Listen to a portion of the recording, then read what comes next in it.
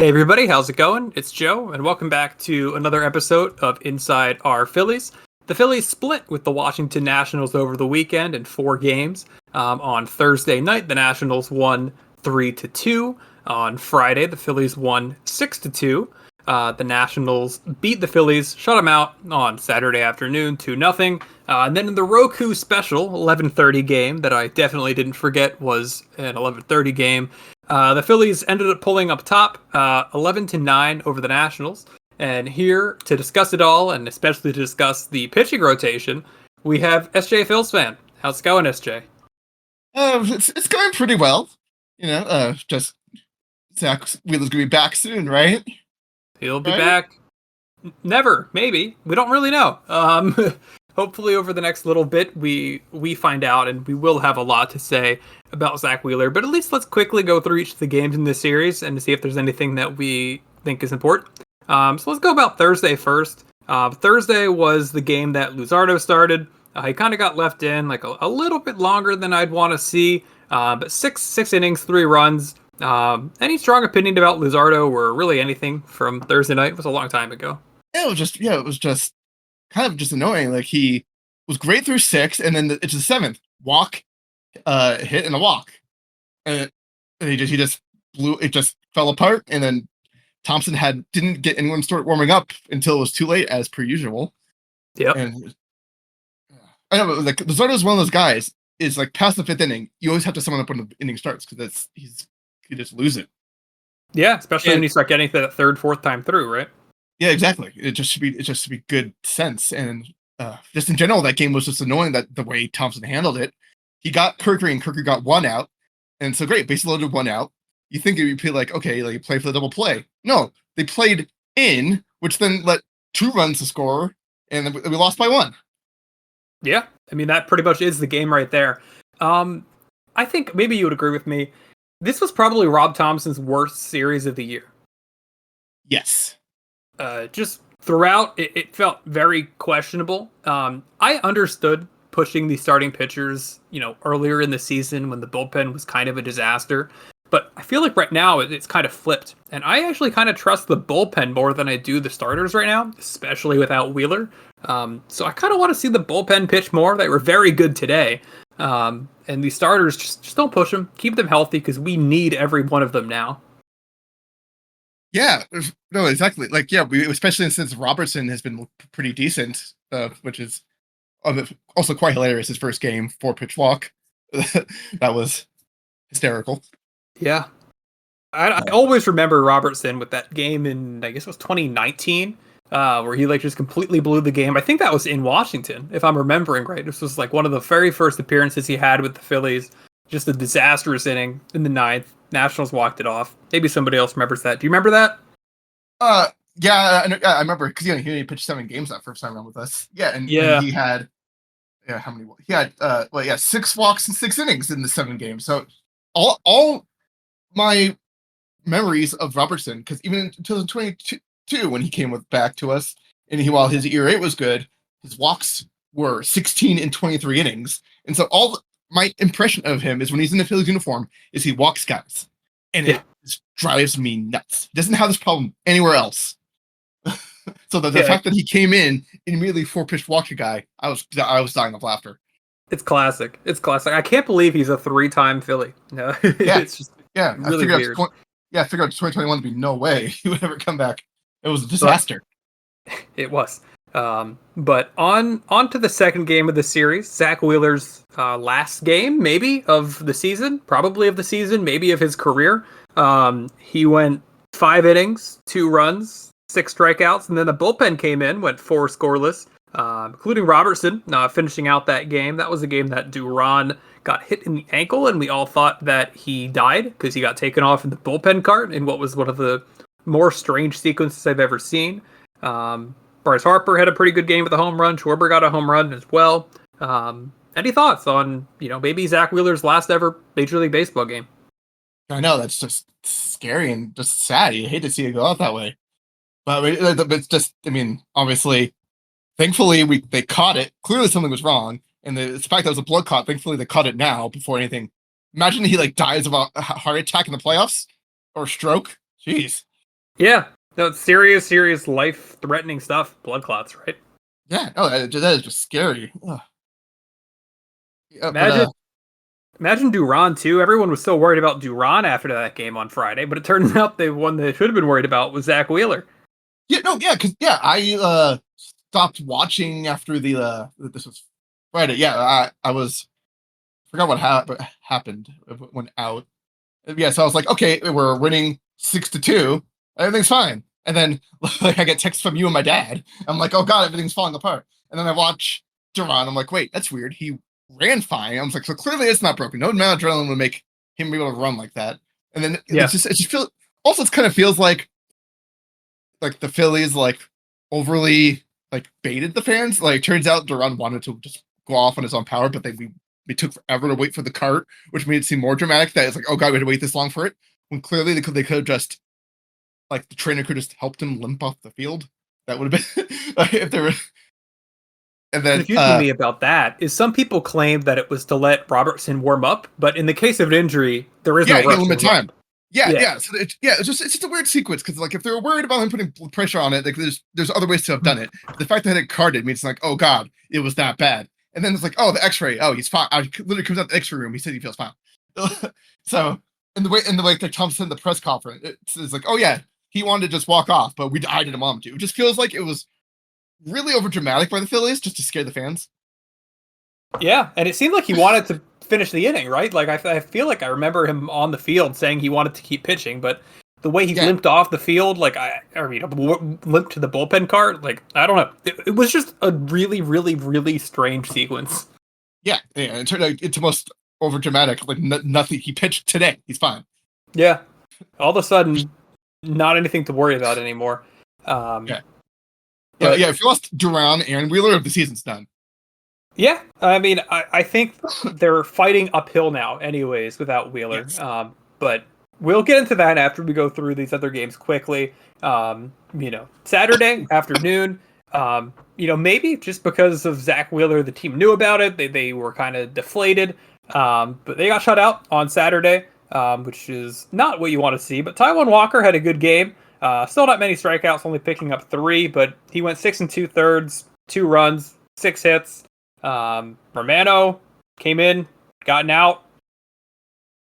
I'm not Yeah, that upset about Saturday. After the Wheeler thing, it makes a lot of sense why they look so flat. yeah, and just I mean, also they're in one of their classic offensive slumps right now. So Yeah. Trey Turner, 3 hits. So it's a shame when your leadoff hitter can get 3 hits and, both 2 guys behind him, Schwarber and Harper, over 4. But that's baseball. You're never going to get everybody hot at the same time. yeah, but we either get everyone's cold or only a few people hot. Yep. It's never like this team is firing on all cylinders. That's what it feels like. One other thing that was very sad to see on Saturday was that the Mets won. It honestly kind of felt like that Mets cold streak of just blowing leads every single night was never going to end. But the Mets did win on Saturday against the Seattle Mariners, which made me very sad. Yeah, I mean, honestly, thank God for the Mets being a disaster. Like, I would be such a worse mood. It was like, yeah, because like they blew the game on Thursday 3-2. I was like, I'm not. And then I saw the Mets were up 6-0. I said, screw this. And then you texted me, the Mets are hilarious. I'm like, what? I didn't really understand that. And then my dad called me like at midnight. It was just like, did you check the Mets game? Yeah. That was I can't. That was hysterical. I mean, right now it's Sunday the 17th, and the Mets just took a 3-0 lead, so we're winning. They might But blow it. I know, but this one I was worried about. Like, oh great, the Phillies are going to stop hitting, the Mets are going to win, and this like happened like so many times this season. That we keep switching leads. Like they're both of them are hot and cold at the opposite times, and so this could be like how the year ends. Surprised if this division ended up very close. Like the lack of having Zach Wheeler definitely hurts the strength that the Phillies have in their starting rotation. Yeah, The but Nationals and West race. yeah, but the Mets have had a starter go the 6th inning besides Peterson since the beginning of June. I mean, we've kind of seen that fall off the cliff, right? Like, it's just overperforming early in the year and But kind like of no one can regressing go in the 6 innings. Even when Taijuan Walker's been a disaster, he's able to go 6 innings.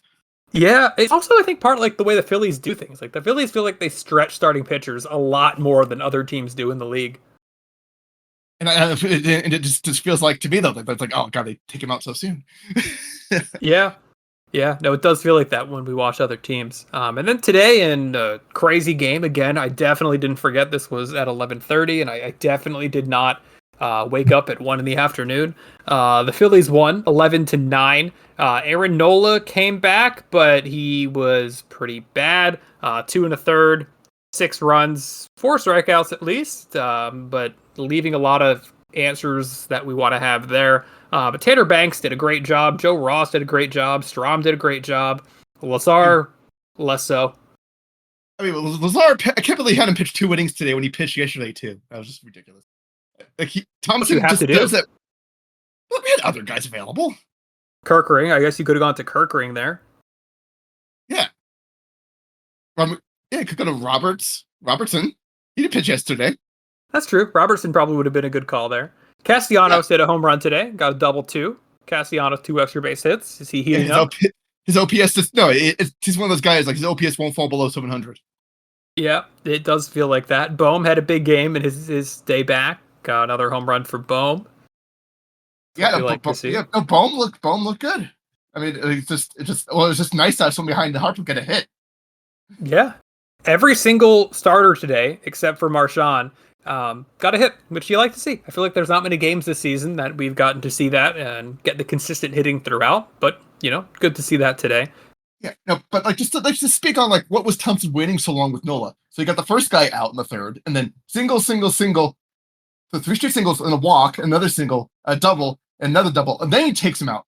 What took so long? The fact that once he walked a guy to make the base loaded, that someone should have been ready like by a batter or two later. That was just it took way too long.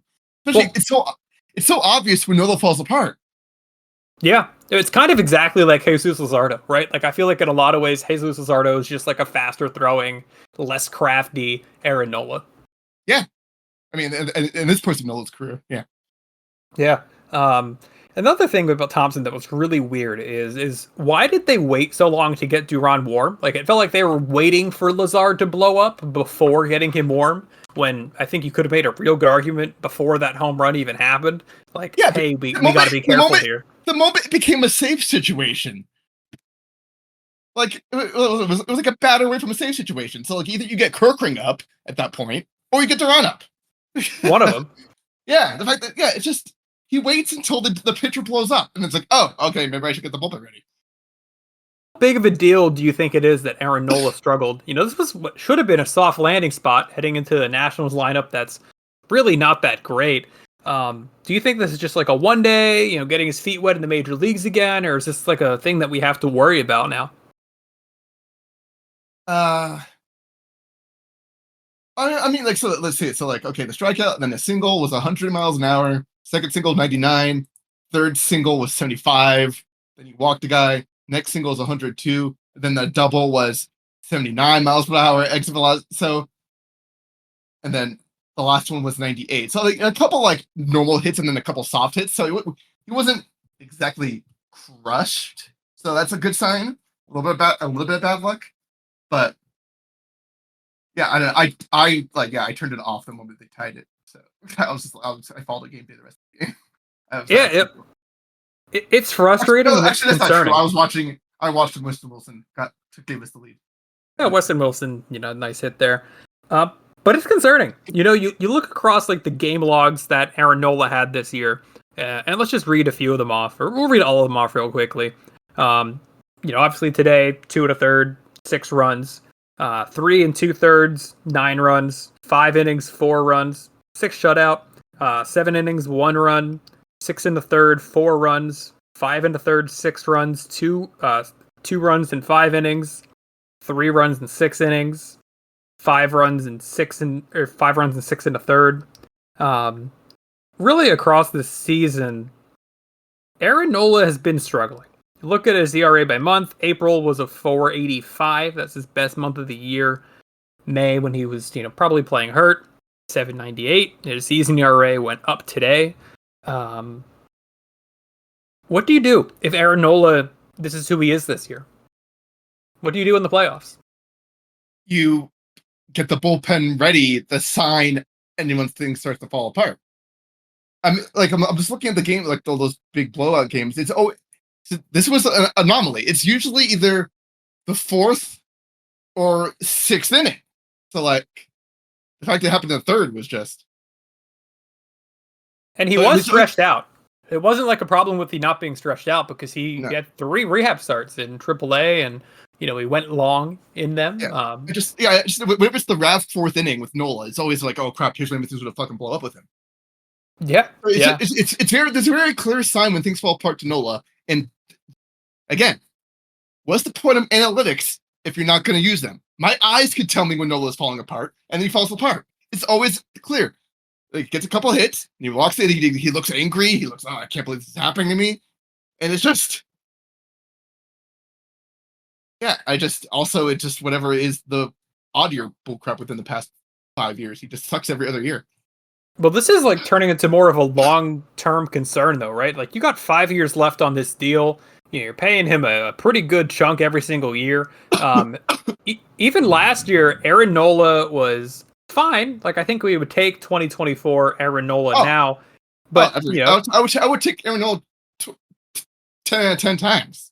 Like for the rest, like 357 ERA last year. It's pretty good. His FIP says he was a little bit lucky. 200 innings and stuff like that. I would take that all the time. But he looks really kind of cooked. Not just today, but like this season. It's been sad to see because 2018 Aaron Nola is quite possibly my favorite pitcher I've ever seen on the Phillies in that year. He was just so good in 2018, and it just doesn't seem like it's there anymore. No, the velocity. He's lost velocity, and I just feel like he nibbles against weird batters that suck, and it just annoys me. And then so he has to pitch, and then he nibbles against guys who hit terrible, and then when the guys get on, then he throws stuff down the middle. So it's just, but a lot of it's just the velocity. His velocity is very low. And this year it's like 90. And like today it was like 92 and stuff. But when he was like early in the year, it was stuff like 90, 89. He's always sucked in when it's colder, but it's his curveball is just atrocious this year. Like when his curveball sucks, they hit it for home run all the time. Yeah, because he hangs it, right? Yeah, when his curveball sucks, it's literally meatball, like no other way. So, and then just can sit on it. So if he can't get his control down, it's all over. So if he can't pinpoint his fastball, he's screwed. Without a doubt. It's kind of like Ranger Suarez. Like Ranger Suarez, is not going to overpower guys. He has to win from being crafty. Like Aaron Nola is kind of the same way, like throwing that sinker inside on the belt to lefties, something he does a lot. That knuckle curve in the dirt. That's the pitch he loves a lot. He's not one of those guys that's going to throw in the top, third of the zone and just get people to swing under and stuff like that. That's not who he is. And I hope that he can turn back into that, because he didn't rely on overpowering people in the past. I have some hope that he can still be a good, productive player into the future. Not only because I really, really enjoy watching Aaron Nola, but because the Phillies have him for 5 more years and he's getting paid a lot of money. But I think there's reasons to be concerned. What would be your rotation for the playoffs right now, 1 through 4? If Zach Wheeler is not coming back, which it doesn't seem like he is likely to come back this year. Yeah, obviously Sanchez number 1. I would do Ranger number 2 just because of his experience, and then Luzardo number 3. And honestly, oh God, I can't believe saying this, but it has to be Nola because they won't put Nola in the bullpen where Taiwan has shown he could do that. But I trust Taiwan over Nola right now. I think I trust Taiwan over Ranger right now too. Yeah, Ranger completely fallen apart. Yeah, it's like he has no movement on his off-speed stuff, and just but no one talks about that. But yeah, Ranger has lost 3 miles per hour of fastball since 2022. It's been consistent. It's not like he loses it one game and then has it back. It's like you look at that chart. I'm sure a lot of people saw it over the weekend online. Well, even in 2023, his average fastball velocity was 93. So 2 years ago. Last year it was 91.2, but this year it's just 90.5. Yeah. I mean, he looks like he's kind of losing it. It's kind of something that he's done for the few years now in the second half of the season, and Yeah, no, but it's like everything else on him is red besides his velocity.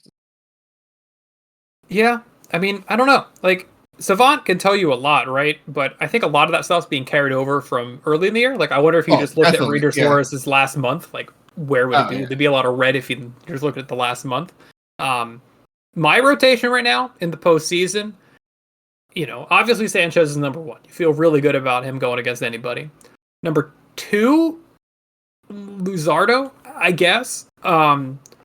I don't fully trust him, but I think compared to other guys in the rotation, you have to give him a little more trust than you do Ranger. Number three right now, I'd go Taiwan Walker. I don't know how he's doing it, but he has pretty consistently had good starts this year. And number four, I guess I'd go Aaron Nola. I don't know. I don't know. This rotation is really concerning me, and I said this in the short episode I had last night. But there were a lot of starting pitchers available to trade for at the trade deadline this year, and the Phillies didn't need one at the time. But I think we all knew that there was a good chance that Ranger Suarez was going to move to the bullpen, Jesus Luzardo was going to move to the bullpen, which isn't going to happen now. But imagine if the Phillies just traded for Dylan Cease, who it seemed like the Padres were trying to get rid of, all they could. How great would that be to have like an extra pitcher in the depth that we could have go every fifth day and probably trust in the playoffs? I mean, it just honestly, Painter's development this year has just honestly been a huge story of like where we're at right now. Without a doubt. I mean, if Andrew Painter was what we thought he was going to be this year, he would have been called up to the major leagues, within the last month. Taiwan Walker probably wouldn't be getting starts. It would probably have been Andrew Painter instead. But at this point, like, you pretty much have to rule out the possibility of him coming up this year, right? Yeah, no, I wouldn't. I would have shut him down at this point. He's like, wasn't it yesterday as a start? It was disaster. Yeah.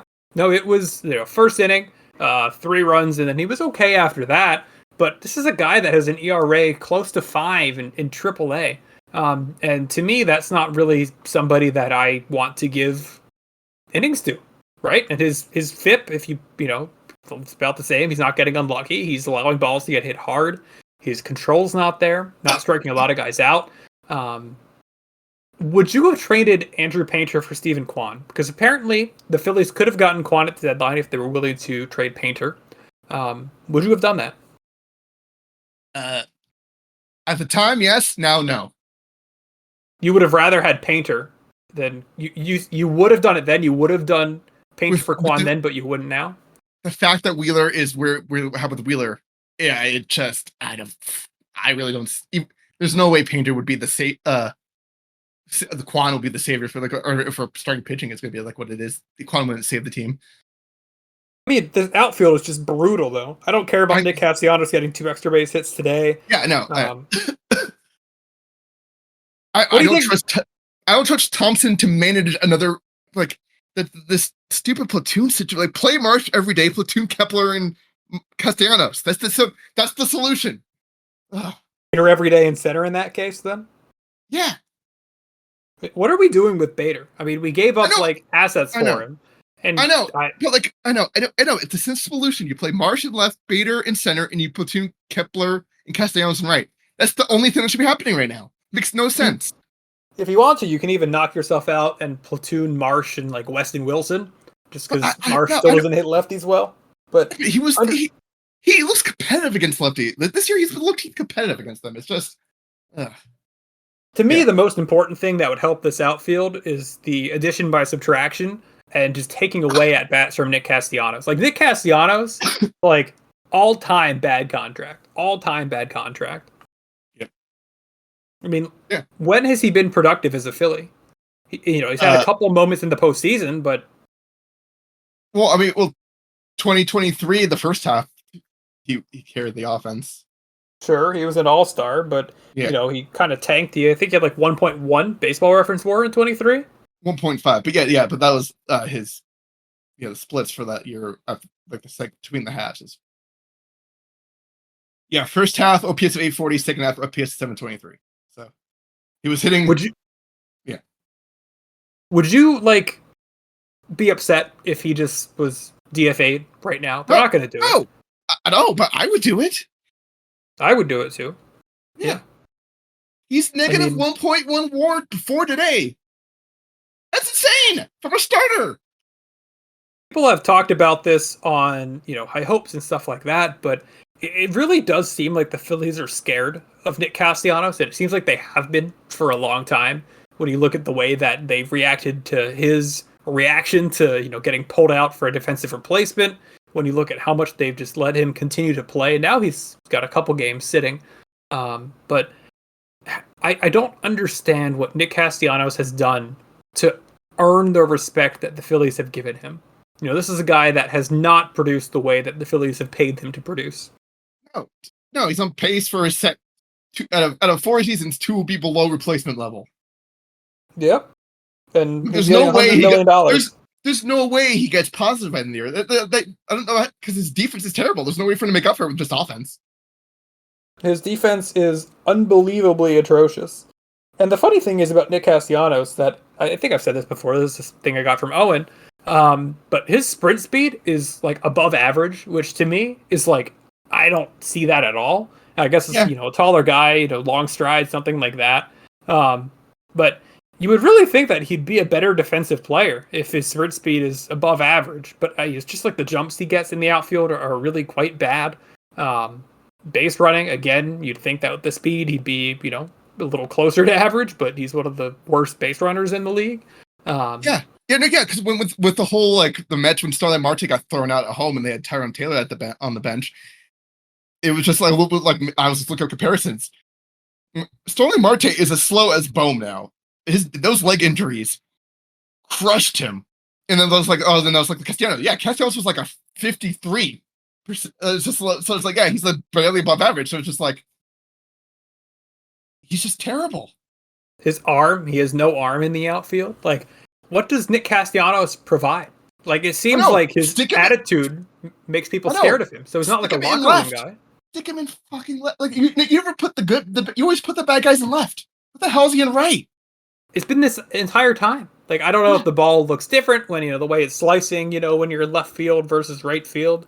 I guess in left you have more balls hit to you, right? Because a righty pulls to the left field. Maybe you don't want more balls to get hit to Nick Castellanos. But it also goes back to how weird the Kepler signing is, because Kepler is a guy that's like a career right fielder, and then we're putting him in left just because of Nick Castellanos, when the outfield would probably be better defensively if you swap them. Yeah, I don't understand what they're doing with. Get rid of him, please. Or I hope you're ready for him to hit in the middle of the lineup in a big postseason series. But the chance it'll go off in the play. It's just whenever he gets if it's just like it's not even just that he's not hitting. It's the uncompetitive at bats, flailing when every pitch is even close to the zone. Again, he's at a point where if he just didn't swing, he might walk half the time. I mean, it's one of my favorite things to do when I'm watching a baseball game with somebody like my girlfriend or my mom or somebody that just doesn't follow baseball all that closely. Because as soon as Nick Castellanos gets into a 2-strike count, I'm like, no, they're going to throw him a slow pitch outside below the strike zone, and he's going to swing and miss. Like way outside. Like, you'd be like the most uncompetitive pitch possible. It makes you look so smart because, even though it happens every single time, because he's so predictable every time. He has so many at-bats where it feels like there's not even any strikes, and he swings all the time regardless. Like, he just swings at 3 balls and gets himself out. Yeah. It's just bench him for that. Like, geez. Like, Charlie was a player's manager. Geez. No pun intended. Player's manager, and if you pull that shit, you'd be benched like no tomorrow. Bench Jimmy Rollins. Yeah, Jimmy just shows like the amount of the lack of hustle. Some of the guys got run into first. They were benched so many times by Charlie. My God, that's just like the way baseball used to be compared to the way it is now. But no, you're right. I mean, we don't see the hustle out of a lot of these guys. Like, who on this team is a high effort player? Yeah, no, they don't look like that. They even try to have fun. They're like, when they're down like 4, 5+ runs, they're like, "Oh, tomorrow. All right, let's get the outs now. Swing out first pitches. Let's go tomorrow." Yeah, They've had 2 3-run comebacks this season. 2. Yeah, it's what we said at Thompson's end. They just give up. And also the way Thompson manages the bullpen, they just give up. They're down 4-0 until he just brings in Romano, and Romano gives up more. So it's like, oh, now the game's really done. It's sad because it's true. And speaking of Romano, do you think he's going to be the guy? Because I think Alvarado is eligible to come off on Tuesday. So 2 days from now, we'll get Alvarado back for the remainder of the regular season. Do you think it's going to be Lazar that gets sent down? Do you think it's Romano DFA? I think it's Romano DFA. Like, Lazar is like, he's had some random blow-ups here, but he's been a mostly solid middle relief guy. Yeah. I would be upset if they got rid of Lazar over Romano. I'd be upset. And I realize that if you can, option Lazar versus just DFA Romano, you're completely giving up on a guy and getting rid of the organizational depth. But, the way they avoid going to Romano now tells me they don't trust him. Yeah, but it seems like Lazar kind of just weirdly sucks in garbage time. I mean, when he comes in with tight spots, he does well. It's kind of like Carlos Hernandez was. How long ago does it feel like we had the Jose Ruiz and Carlos Hernandez middle relief innings? It was this year, but it feels like it was 5 years ago. I mean, Carlos Hernandez is on his third team already. Unbelievable. Yeah. Unbelievable. He's doing better with the Guardians, but he's not striking anyone out.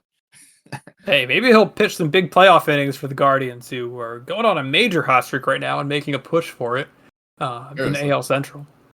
Oh, yeah. The AL is just so weak. I wish the Phillies were in the American League. Maybe when we get back to 32 teams and all of a sudden you have to redo all the divisions. I mean, the divisions are probably years away from changing because you're going to have to go to 4 divisions of 8 or 8 divisions of 4. But the NL East, as we know, it probably is on a little bit of a clock when you think about 32 teams coming to the league. I mean, it makes no sense why the Marlins and the Braves are in the division with us. They're in the South. Yeah, I mean, I guess, the Southeast, Northeast, Southeast, it's the East either way. Yeah, but before they did the realignment again, when the first wild card was added, the Braves were in the NL West too. So this is there's a reason the Phillies and the Braves met in the '93 NLCS. They were in 2 different divisions. The Phillies were the East, the Braves were the West. So, if you could have 4 teams in the division, so the Phillies are one of them, and you got to pick 3 more. Who do you want to be in the division with the Phillies? Who do you want to be their 3 rivals? Yeah, Phillies, Mets, Nationals, Pirates. Yeah, I'd like to see Phillies Pirates be a thing again. Yeah. I'd like to see Phillies Pirates be a thing again. With the Nationals, though, maybe you would have to go Nationals, Orioles, Phillies, Mets. Get the 2 DC, Baltimore area teams in there. Phillies, Orioles can be fun. Yeah, I wouldn't be terrible. But yeah, no, I'm with you. Whenever we have this redrawing of the divisions, I don't really want to have to deal with going to Miami all the time and Atlanta anytime. Even though it's a real rivalry with Atlanta now, it feels like it matters more when it's the Mets. Now that the Mets are the team we're going against, it's this feels right. Well, yeah, I mean, because so long the Braves run the dominance from the '90s till 2006. The NL East wasn't competitive at all. They had the Mets a couple years, to 2000, they were good. But yeah, the Braves just had a reign of dominance that was just because the NL East was terrible. Yeah, and they had another one, after the Nationals run under Bryce Harper. Yeah, I mean, besides 2021 and Pat, the Phillies Braves, they really have it. It's always been it's just I hate them because they're in the division and stuff. But yeah, they haven't really. Yeah, it was really been the Mets. The Braves have just been the rival that long time, just rival. But no, I'm with you. I'm totally with you. Anything else they have for today? I think that we got a lot of our anger out at some of the players.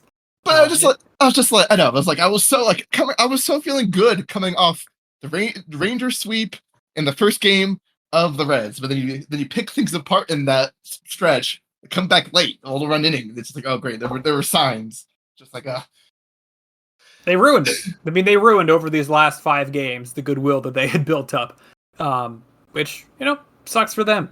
But anyways, pitching matchups coming ahead. Nationals are going to be done, but the Mariners have really, really good pitching staff, and we got some good matchups coming up this week. Logan Gilbert going against Ranger Suarez on Monday night. To be announced for the Mariners on Tuesday, but Christopher Sanchez will be pitching for the Phillies. And then Luis Castillo, who's had a really good year this year, actually, against Jesus Luzardo. Hope for 2 for 3, but I got to say, I'm kind of expecting 1 out of 3 this series. Yeah, it's just you don't know who you're going to get. Will they have competitive bats? Will they only swing at the first 3 pitches and make themselves out? Like, what was the score? Like they're down like 3. They were down a bunch. It was 3-0 to start, and he swings at a pitch and pops out against the Reds. It's just I hate their approach. Yeah. But it's like when they're struggling, they don't try to help themselves. Yeah. I'm totally with you there.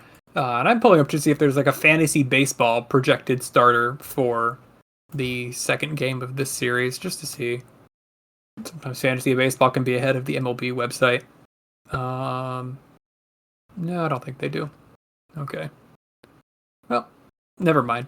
But yeah, anything else that you want to say before we end up this episode, SJ? Nah, I mean, just hope Wheeler's prognosis is good, and then we'll please somehow come back this year. Like, can they like just destroy the clock fast and hey, we'll be right back, or will we? Might be the end. That's the sad thing.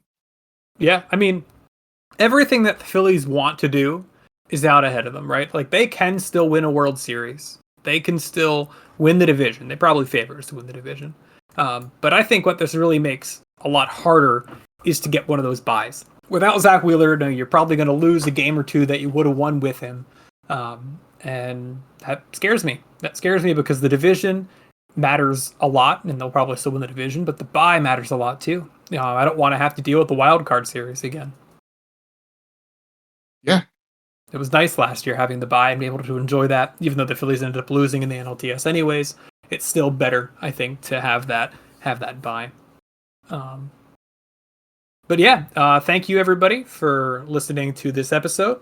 We will be back after the series, and I hope you're all looking forward to that. Hopefully the Phillies can do well, and hopefully they can make up some more ground here with the Mets, because we're heading to that stretch run of the year.